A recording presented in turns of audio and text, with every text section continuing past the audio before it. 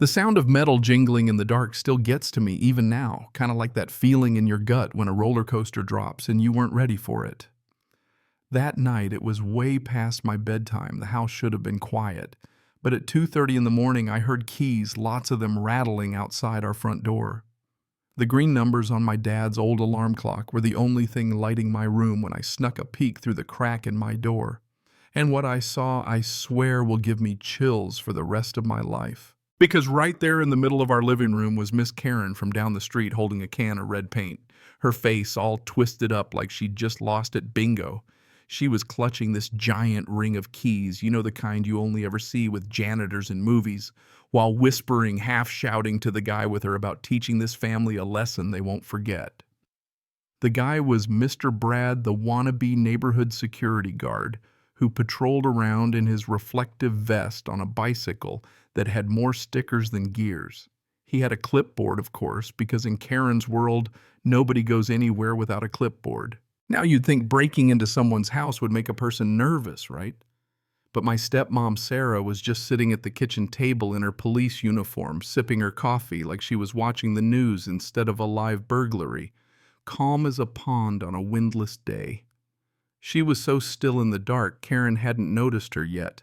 But when Karen spun around ready to redecorate our wall with that red paint, she froze mid-step. I'm talking mouth open, deer in the headlights, frozen. The paint can slipped out of her hand, crashed onto the floor, and suddenly those shiny keys were bouncing and clattering everywhere like the world's worst wind chime. Mr. Brad tried to make a run for it, except he tripped right over our coffee table, sending papers and clipboards flying. Sarah just took another sip and, cool as ever, said, "Ma'am, you're trespassing on private property," like she was correcting someone who'd brought the wrong dip to a potluck. Karen started stammering, babbling about emergency inspections, HOA authority, community protocols, sounding exactly like a computer that keeps buffering. Meanwhile, Brad was still a heap on the floor, and I'm standing there in my pajamas behind the door, trying not to breathe too loud, thinking, so this is what grown-up problems look like. And then Dad came downstairs, not even surprised, just picked up the phone, and while adjusting his bathrobe, calmly dialed 911. "Yeah, I'd like to report a break-in at 1247 Maple Street. The intruders are still in the house. You should have seen Karen's face." She kept yammering about HOA rules, her voice getting higher with every word while Brad eyed the door, weighing his chances of escape, with Sarah standing there, looking twice her normal size in uniform. Sirens wailed in the distance. Lights flicked on in house after house. Mrs. Rodriguez peeked through her window with her phone glued to her ear. Neighbors pressed to their curtains, and Karen, she looked like she might hurl. That night was the beginning of 3 of the wildest weeks of my life, all because Karen decided the Andersons needed teaching. Turns out Karen and Brad had been planning their little operation for ages.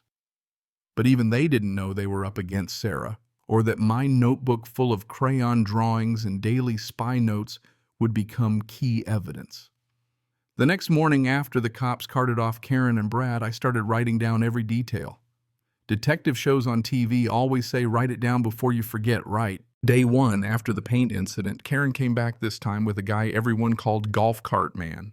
They tried keys that shouldn't have worked, but they did. I drew them in my notebook, Karen with her trademark angry eyebrows.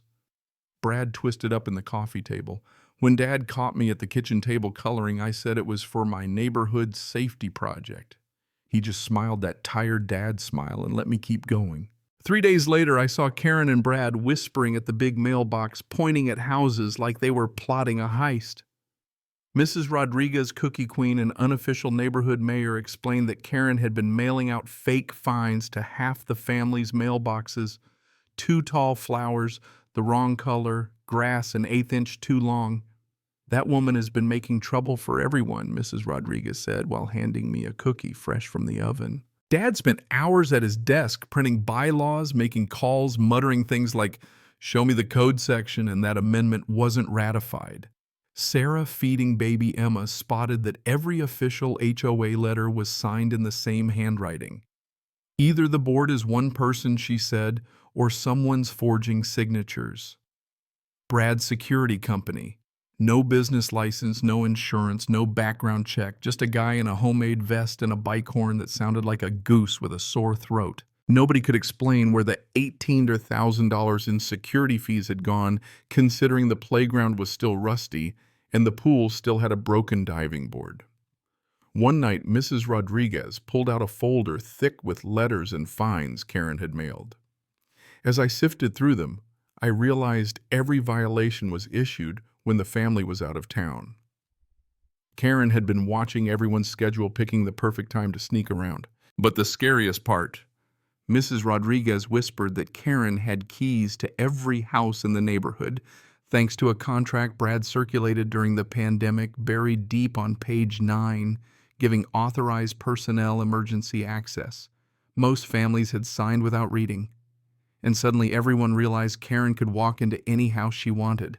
Sarah's police digging found Brad's license had expired ages ago, and he'd never completed the required training. The so-called security patrol was a complete scam. Worse, Karen was selling info about when families were out using social media posts to time her inspections and slap bogus fines on empty homes. So Dad and Sarah set a trap. They went on vacation, posted photos online, but really Sarah was waiting in the kitchen in full uniform, coffee in hand. Mrs. Rodriguez and other trusted neighbors formed a silent watch network. The night Karen and Brad showed up, keys jangling, paint can in hand, they waltzed right in. Sarah was waiting, cool as ever. Karen's face when she saw Sarah. Let's just say if looks could kill, Sarah would have died laughing. Brad tried to bolt, only to trip and sprawl across the floor. Dad called the cops. Sarah asked for a warrant, and neither Karen nor Brad had one, just fake paperwork. Sirens blared. The neighborhood watched from behind curtains, and by sunrise, Karen and Brad were in cuffs, hauled off with hands behind their backs. The police found papers with details on 15 families' work schedules, vacation dates, all meticulously tracked. My journal full of doodles and timestamps became real evidence. Detective Murphy praised my detective instincts, and neighbors started realizing just how deep the scam ran. Jewelry missing, mailboxes violating phantom rules, vacation photos moved. Turns out almost every fine was a fraud. Jake Williams, the local YouTuber, interviewed us, and Dad agreed, hoping our story would help other neighborhoods spot a scam. The real HOA board called an emergency meeting, elected Mrs. Rodriguez as president 43 votes to 2, canceled all of Karen's fines, destroyed the master keys, and promised to put every change to a real vote. Detective Murphy said our case could help shut down Brad's operation for good. But if you think Karen gave up, you don't know Karen. She posted bail, returned to the neighborhood, and called an emergency HOA meeting trying to get us kicked out for harassing community leadership. She sent out official-looking invitations, spinning herself as the victim. We went anyway. The community center was packed, more people than I'd ever seen, some unfamiliar, clearly Karen's plants. Dad was nervous, but Sarah wanted everyone to see the truth. Karen started her speech talking about community values, blaming us for chaos. That's when Mrs. Patterson, Karen's closest friend, stood up. "I can't listen to these lies anymore," she said, voice shaking but loud. She exposed Karen's secrets, 6 months of recorded confessions, proof of forged violations, break-ins, stolen info. The room exploded.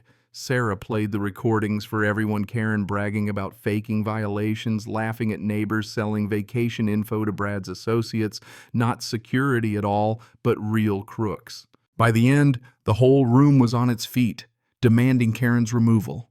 Some angry at Mrs. Patterson for not coming forward sooner, others hugging in relief. Karen sobbed, blamed her husband's death for her actions, but Mrs. Rodriguez shut it down. "You were hurting, but you hurt others too. That's not community." The vote, 43 to 2, Karen out, Mrs. Rodriguez in.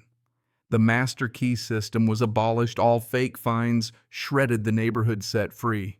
You know, there's something wild about seeing neighbors come together. People you never thought would have your back, all standing up for what's right. In the end, we weren't just a street full of strangers anymore. We were a real community.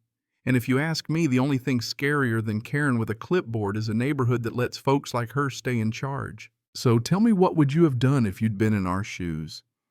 Ever dealt with a power-mad neighbor or HOA scam? Drop your story in the comments. And hey, if you made it this far, like, share, and subscribe so we can help more folks spot a Karen before she gets her keys to your house. Let's hear your take. Where's the line between protecting a neighborhood and just plain old bullying?